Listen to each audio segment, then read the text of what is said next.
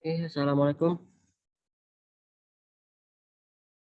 Assalamualaikum. Waalaikumsalam warahmatullahi Waalaikumsalam warahmatullahi wabarakatuh, Kak. Ya, selamat pagi, salam sejahtera untuk kita semua.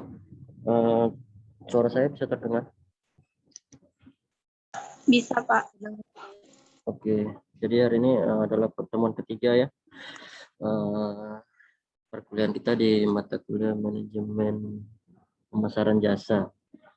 Nah, pada pertemuan kali ini kita akan membahas tentang dinamika bisnis jasa dan pentingnya pemasaran jasa. Mungkin dari beberapa poin yang akan saya jelaskan hari ini juga sudah saya sampaikan di minggu lalu ya sebagian besar. Namun karena ini materinya terus berlanjut seperti ini di RPS, maka kita akan membahasnya kembali. Nah, jadi kita di sini akan membahas bagaimana sih bisnis jasa sekarang gitu, dinamika yang terjadi sekarang seperti apa, dan bagaimana pemasaran jasa sehingga tujuan daripada pemasaran itu bisa dapat tercapai dengan maksimal. Oke, nah jadi faktor lingkungan yang mempengaruhi bisnis jasa itu sekarang itu ada di sini saya buat ada 1, 2, 3, 4, 5, 6, 7 ya, 7 faktor lingkungan. Yang pertama konsumen, yang kedua pesaing, yang ketiga teknologi inovasi, yang keempat globalisasi, ekonomi, pemerintah, dan sosial budaya. Nah, kalau konsumen ini kita bisa lihat dari perilaku konsumen yang sekarang bagaimana. Jadi seperti yang sudah saya sampaikan juga di pertemuan sebelumnya, bahwasanya sekarang konsumen itu tidak hanya lagi melihat atau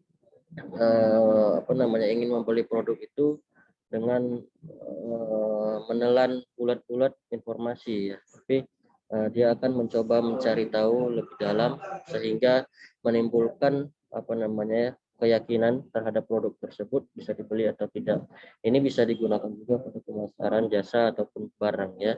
Jadi kalau berbicara konsumen maka berbicara perilaku konsumen yang sedang tren sekarang, bukan tren ya, sedang berkembang gitu. Jadi konsumen sekarang itu tidak lagi hanya mendengar pendapat daripada ahli ya, tapi sekarang konsumen itu mulai mendengar atau mulai membaca, mulai mengetahui informasi dari EWOM, electronic word of mouth, dari kolom-kolom komentar di lapak lapak jualan di marketplace ataupun testimoni ataupun yang lainnya. Jadi kemarin sudah saya singgung masalah tersebut.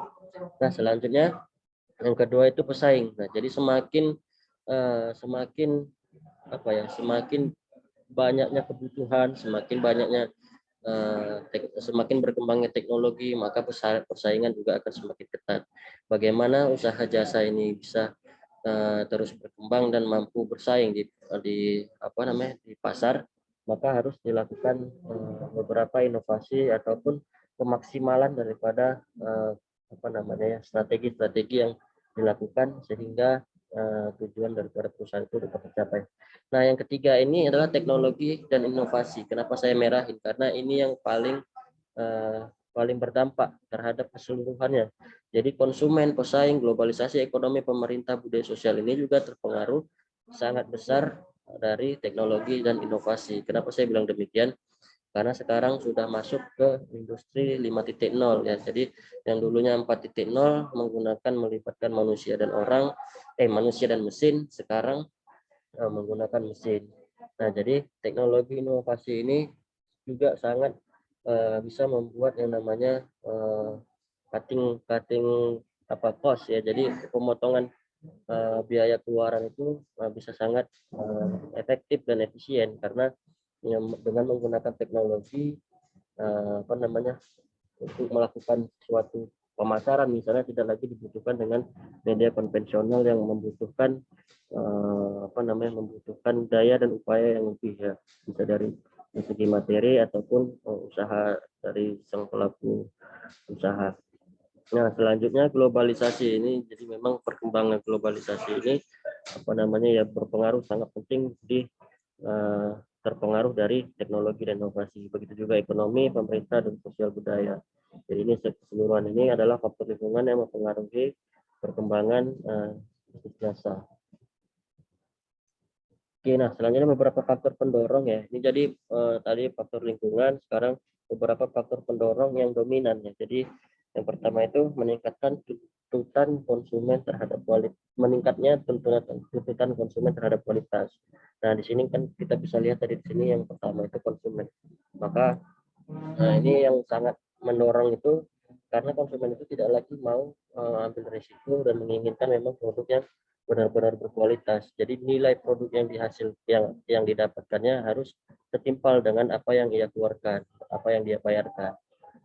Selanjutnya pengurangan biaya, ini yang saya sebut tadi cutting cost. Jadi dari beberapa faktor pendorong ini muncullah bagaimana supaya perusahaan itu dapat mengefisiensikan pengeluaran ya, sehingga menggunakan teknologi lah salah satu cara yang bisa dibilang sangat efektif ya. Jadi untuk pengurangan biaya ini sangat efektif jika menggunakan teknologi, khususnya teknologi informasi dalam hal pemasarannya.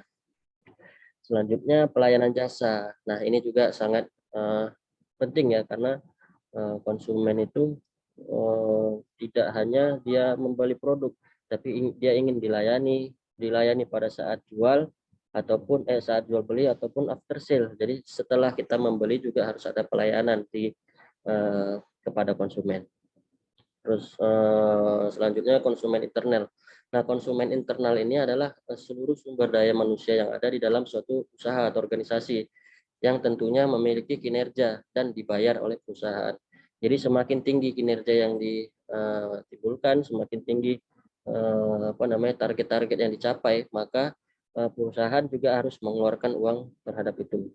Sehingga ada hubungan timbal balik dan saling menguntungkan ya, bisa dibilang simbiosis mutualisme. Jadi antara sumber daya manusia yang ada terhadap perusahaan. Jadi konsumen itu bukan hanya konsumen eksternal ya, bukan hanya pembeli usernya sendiri, tapi sumber daya manusia yang ada di dalam perusahaan itu adalah juga termasuk konsumen ya. Oke, selanjutnya peningkatan produksi. Nah, peningkatan produksi ini juga menjadi salah satu pendorong ya. Kenapa? Karena siapa sih perusahaan yang nggak mau berkembang? Jadi setiap perusahaan ingin berkembang, apa yang ingin dilakukan? Mungkin salah satunya ini meningkatkan produksi. Meningkatkan produksi ini kalau dalam segi hal jasa ya mungkin berbeda halnya dengan meningkatkan produksi barang ya. Jadi produksi jasa itu ya pelayanannya, kualitasnya, terus produk layanan yang dimunculkan, yang disajikan gitu seperti apa. Jadi itu adalah salah satu juga faktor pendorong. Selanjutnya, nah ini juga sudah saya bahas, pertumbuhan signifikan karena adanya perkembangan teknologi internet, digitalisasi, dan komunikasi. Nah kalau kalian tahu, ada teori di bukunya Kotler yang berjudul Marketing 4.0, dia menyampaikan bahwa untuk menentukan harga, sekarang orang sudah tidak lagi berdasarkan berbasis biaya ataupun berbasis persaingan ya, tapi sudah berbasis data. Jadi ada data di perusahaan di mana dia menyimpan histori pembelian ataupun histori daripada kas seperti yang ada di yang dompet digital itu kayak Shopee Pay gitu ya, kayak GoPay gitu ya. Nah, jadi data tersebut tersimpan di big data perusahaan sehingga informasi-informasi tersebut bisa menjadi satu dasar perusahaan menentukan harga terhadap konsumen yang dalam tanda kutip dia memiliki profiling terhadap harga tertentu. Nah, jadi bisa aja di harga kamu berbeda dengan harga temanmu, padahal produknya sama yang dibeli gitu misalnya. Tapi karena adanya data tadi yang saya sebutkan sebelumnya, bahwasanya informasi itu digunakan untuk konsumen-konsumen yang memiliki profiling menggunakan harga atau dengan histori kasnya yang tinggi, mungkin harganya akan bisa lebih mahal. Nah, selanjutnya perilaku pelanggan dalam jasa. Jadi proses kebutuhan konsumen tidaklah sesederhana yang dibayangkan, tetapi melalui berbagai tahapan yang dimulai dari pengenalan kebutuhan, pencarian informasi, evaluasi alternatif, kepuasan pembelian, dan keputusan sesudah pembelian. Nah, ini semua ada di dalam buku yang saya sebutkan tadi yang berjudul Marketing 4.0. Jadi konsumen itu dimulai dengan yang namanya aware ya. Dia harus distimulus untuk tahu terhadap satu produk. Jadi dari pengenalan kebutuhan itu lalu muncullah pencarian informasi. Jadi setelah konsumen itu tahu, ya, jadi dia akan melakukan pencarian informasi terlebih dahulu untuk sebagai opsi-opsi yang akan dipilihnya, opsi-opsi yang akan dibuat dari beberapa toko misalnya dengan produk yang sama. Selanjutnya dia melakukan evaluasi alternatif daripada opsi-opsi yang dia pilih.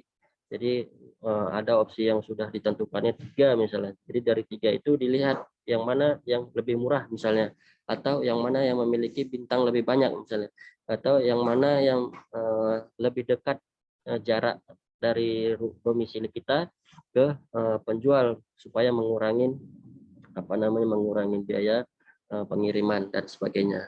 Terus setelah dilakukannya evaluasi terhadap alternatif, maka dilakukannya keputusan pembelian. Nah, keputusan pembelian ini berdasarkan itu tadi pertimbangan-pertimbangan yang sudah saya sebutkan. Itu contoh ya. Ada banyak mungkin pertimbangan yang akan menjadi pertimbangan konsumen. Terus keputusan sesudah pembelian. Nah, keputusan sesudah pembelian inilah yang disebut dengan namanya loyalitas. Loyalitas itu bisa muncul karena apa gitu? Karena mungkin setelah dia membeli produknya sangat istimewa, jadi nilai yang diharapkan itu lebih besar daripada nilai uang yang dikeluarkan gitu. Jadi bisa jadi untuk ke depan dia akan membeli di toko yang sama. Oke, selanjutnya peningkatan kualitas jasa melalui sistem informasi pelanggan riset pemasaran. Jadi sistem informasi kualitas pelayanan membantu perusahaan meningkatkan menyampaikan kualitas jasa yang optimal. Sistem ini membantu memperbaiki pelayanan dalam organisasi sangat kompleks, melibatkan pengetahuan tentang apa yang dilakukan pada banyak bidang seperti teknologi, sistem pelayanan, seleksi pegawai, training dan pelatihan, dan sistem penggajian. Nah, ini yang saya sampaikan tadi. Jadi dengan adanya perkembangan teknologi informasi, segala aplikasi, segala program bisa dibuat, baik yang untuk kebutuhan keputusan perusahaan ataupun baik untuk kebutuhan operasional perusahaan. Misalnya ini tadi disebutkan untuk penggajian ya. Jadi penggajian itu jika ada sistem yang dibangun di dalam perusahaan tersebut, ada program atau aplikasi yang dibangun, maka tidak akan menyulitkan lagi bagian keuangan dan bagian HRD untuk menentukan ataupun menghitung penggajian apabila ada misalnya kinerja yang lebih ataupun kinerja yang kurang ataupun ada ada punishment. Nah, itu sudah tidak susah lagi. Jadi peningkatan kualitas jasa itu bisa ditentukan dengan sistem informasi. Jadi kita sudah di perusahaan kita juga sudah sudah terfasilitasi dengan teknologi tersebut, maka kita tidak lagi konsen terhadap proses bisnis yang ada di dalam perusahaan, tapi kita juga akan selalu memikirkan bagaimana konsumen kita itu puas. Jadi tidak lagi memikirkan dapur sendiri. Jadinya memikirkan bagaimana konsumen itu bisa puas terhadap produk kita. Jadi seperti yang saya bilang tadi juga sebelumnya, untuk penentuan harga yang berbasis data daripada informasi di big data perusahaan misalnya itu tadi. Nah, itu juga salah satu cara untuk meningkatkan kualitas jasa. Jadi bisa saja dari informasi-informasi yang didapat muncul satu keputusan untuk memberikan diskon misalnya. Nah, untuk di sini sebenarnya banyak yang bisa dikembangkan lagi karena sistem pelayanan itu juga ya. Jadi kalau misalnya sekarang kalau kita mau ke tukang pangkas tuh, ya laki-laki bisa tahu. Jadi antrian itu udah pakai aplikasi sekarang. Kita nggak mesti datang ke toko, tulis antrian, kita duduk di situ. Dan sekarang udah nggak, dengan adanya sistem informasi pelayanan jasa yang untuk cutting era tadi bisa kita melalui aplikasi. Jadi kita absen dulu kita daftar hadir dulu di aplikasi dari rumah.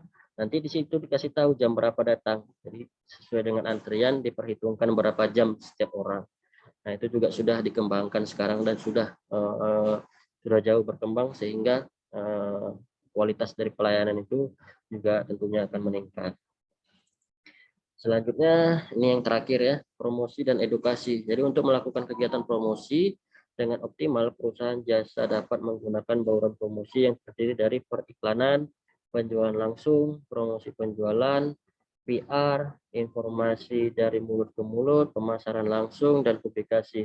Nah, ini semua bisa dilakukan ya. Jadi tergantung kebutuhan sebenarnya, tergantung target pasar juga, tergantung lingkungan ya. Jadi kalau kita tokonya offline ya kita harus menggunakan penjualan langsung gitu dengan personal selling, menggunakan apa namanya, kalau yang di toko itu apa namanya, pelayan itu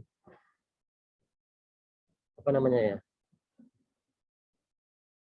kalau yang di toko pelayan itu apa namanya, yang untuk melayani kalau kita misalnya mau beli sepatu gitu, ada pelayannya di situ, Pak. apa namanya, SPG. SPG Pak. Ya SPG Ya.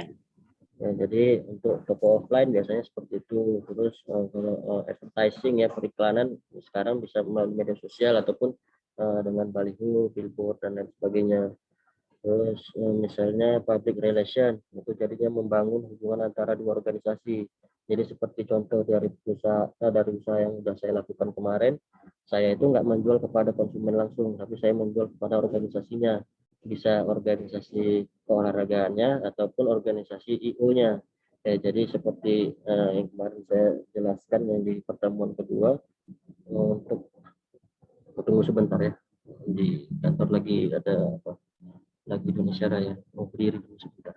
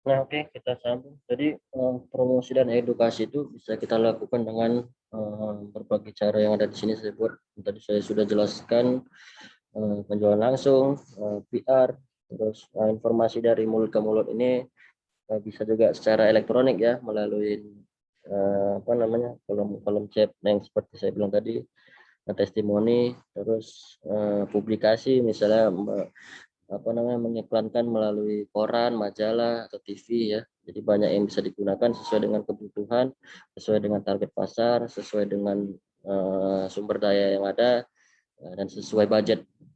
Oke. Jadi mungkin itu saja yang bisa saya sampaikan di pertemuan hari ini. Kira-kira jika ada pertanyaan ataupun tanggapan, dipersilakan.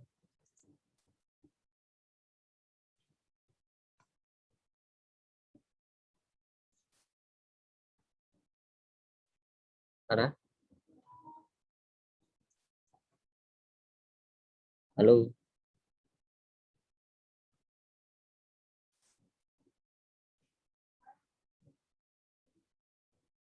Ada yang ingin bertanya atau menanggapin? Ini yang videonya nggak aktif, nanti jadi catatan sama saya karena nggak sesuai dengan apa yang kita sepakati di awal. Ada yang ingin bertanya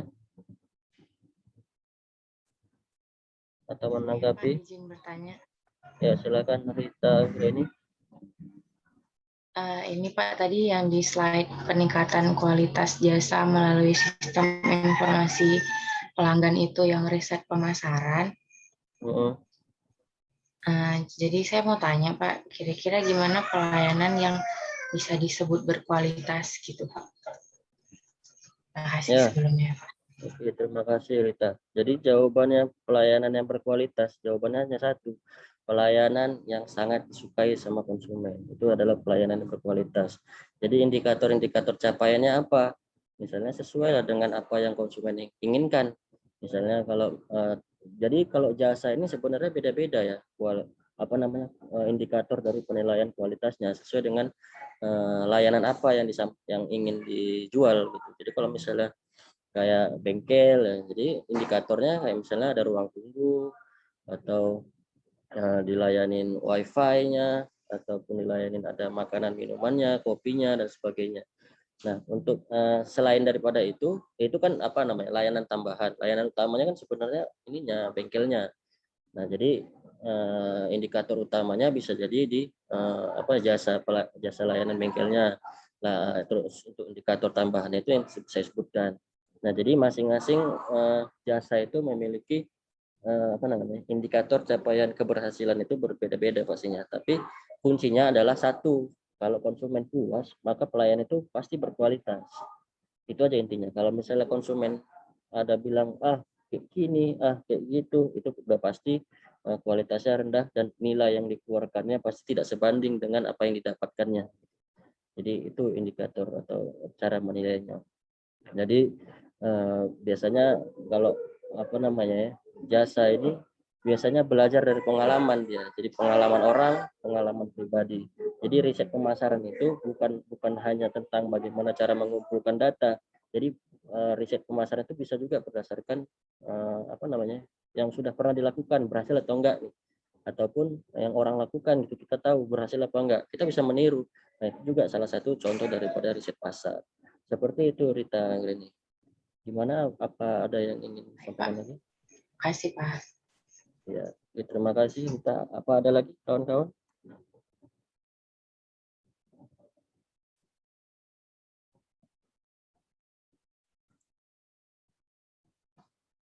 Bang Doli, ada pertanyaan Bang Doli?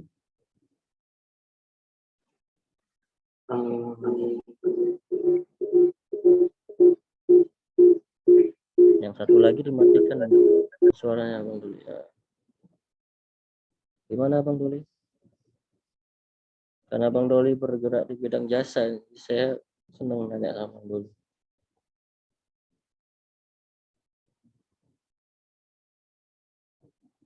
Halo. Ya Pak. Gimana Bang Doli? Ada yang ingin dipertanyakan atau ditanggapi? Untuk promosi dan edukasi Pak di slide terakhir, dia untuk melakukan kegiatan yang minimal menggunakan Pak, saya nyatet juga tadi Pak.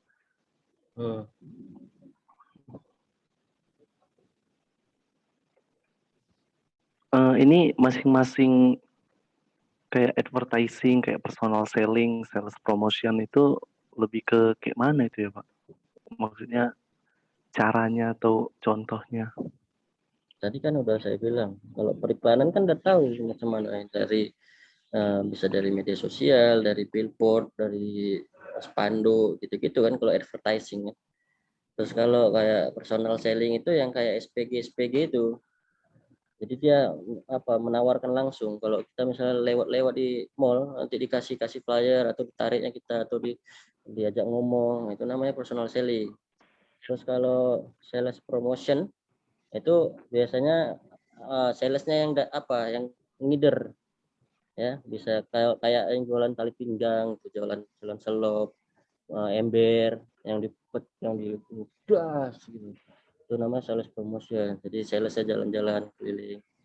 Nah, terus kalau PR itu biasanya kerjasama antar dua organisasi ataupun menawarkan kepada satu organisasi dengan organisasi yang lain. Jadi dia nggak kepada usernya langsung, nggak kepada konsumennya langsung.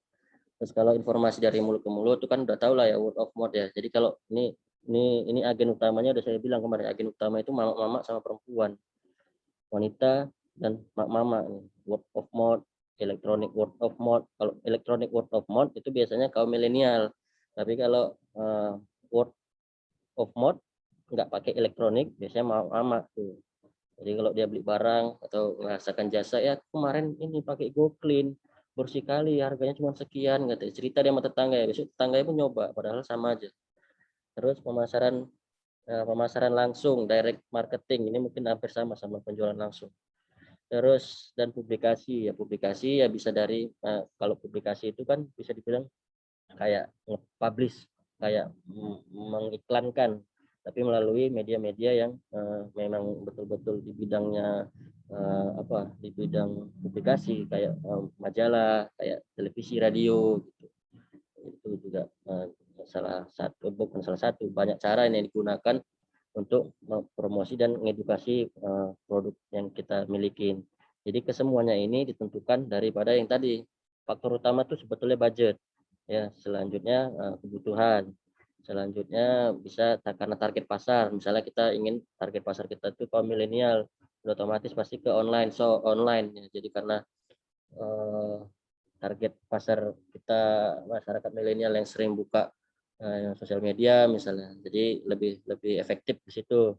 Tapi kalau misalnya kita berbicara untuk target pasar kita itu organisasi misalnya, nah maka PR, public relation yang bisa dilakukan, ataupun apa lagi nih ya, seperti itulah. Kalau tokonya offline itu tadi saya sebutkan, saya bilang bisa melakukan personal selling ya, begitu Doli. Jelas Doli? Jelas Pak. Oke. Baik, Bapak Ibu, abang-abang, adik-adik, kakak-kakak, ada lagi? Kalau nggak ada, biar kita tutup. Saya absen dulu. Ya, sambil mikir, kalau ada pertanyaan silakan, saya absen. Kalau saya panggil, tolong dijawab. Adinda Kuswara.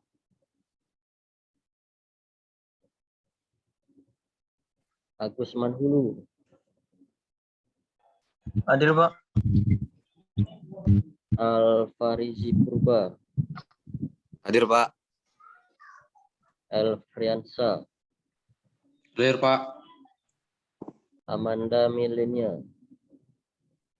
Hadir, Pak. Anissa Khairani. Hadir, Pak. Apri Hasanah. Hadir, Pak. Risa Olivia. Hadir, Pak. Khairunisa. Hadir, Pak. Desi Tiurma. Hadir, Pak. Dila Herianti. Hadir, Pak. Doli Efriando. Hadir Pak. Faza Nuraini. Faza Febriman Dardraha. Hadir, Pak. Hartati. Hadir, Pak. Ikra. Saya, Pak. M. Rizky Fahri.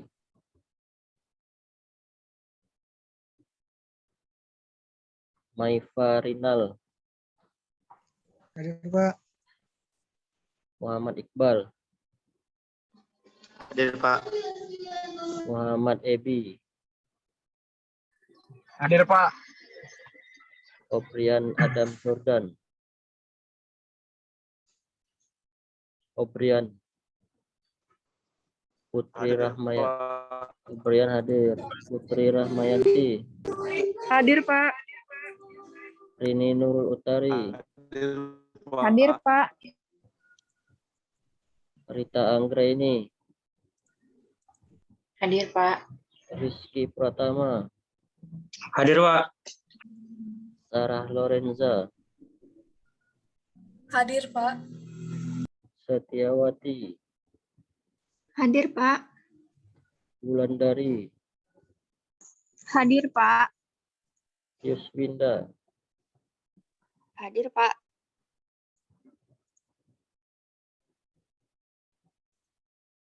Oke, ada lagi kawan-kawan?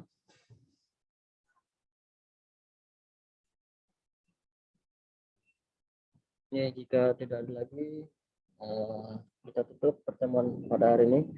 Jadi untuk minggu depan Nah, kita udah menggunakan e-learning ya, jadi saya kira di e-learningnya Pancabudi, jadi nanti bisa berbentuk video, dan mungkin nanti setelah itu saya akan memberikan tugas. Ya, jadi baca instruksinya bagus-bagus dan ikutin materi yang saya sampaikan di video. Jadi jangan kalian skip, kalian cuman ini. Terus kalau misalnya ingin ada sebuah pertanyaan, silakan disampaikan di e-learning ya. Kalau bisa ada, tapi jangan kayak saya yang ujian ini ya, skripsi kalian buat pertanyaannya. Kalian tes saya. Nanti kalian cari-cari aja pertanyaan yang tak apa, kalian taruh situ. Dan cari di Google kan pertanyaan, nah kalian taruh situ. Ya, kasih pertanyaan yang bukan seperti kalian nguji saya. Ya, tapi beri pertanyaan yang berbentuk lebih kepada pengembangan wawasan.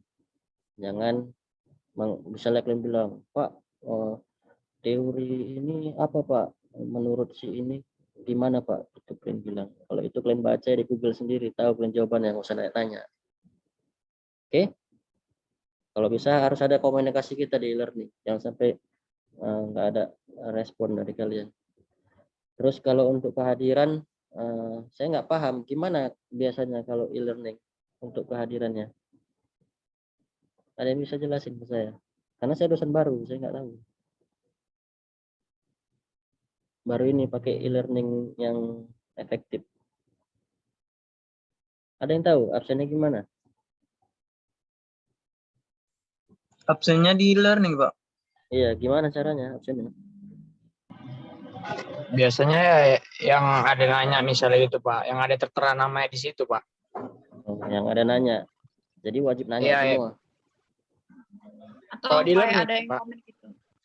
Nah, ya udahlah, kalian komen-komen lah. Tahap pakai kalian buat hadir Pak, gitu ya kan? Hadir dan memahami kecilnya. Kayak gitulah. Pandai-pandai lah kalian udah gede. Dia nama sama NPN, Pak. Nama, tulis nama sama NPM di kolom komentar ya gitu. Iya, Pak. Untuk ya absen, misalnya Bapak komen absen, nanti di bawahnya terus gitu deh. Nama gitu. NPM. Berarti nanti kalian mesti pantau terus itu ya.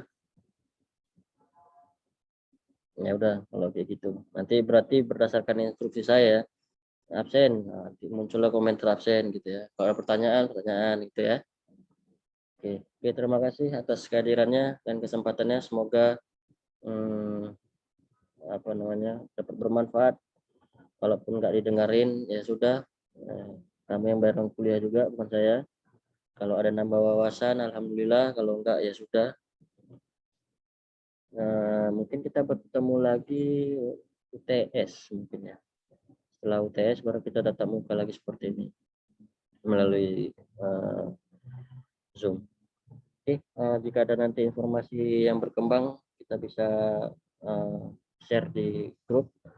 Tolong kalau misalnya ada apapun informasi baik dari yang berurusan dengan mata kuliah ataupun universitas bisa di-share di grup juga, ataupun mekanisme macam mana yang kalian tahu di learning, karena saya masih baru juga belum begitu mengerti, tapi kalau untuk metode pembelajarannya saya tahu. Oke, terima kasih. Sampai ketemu di learning minggu depan. Assalamualaikum warahmatullahi wabarakatuh. Selamat siang.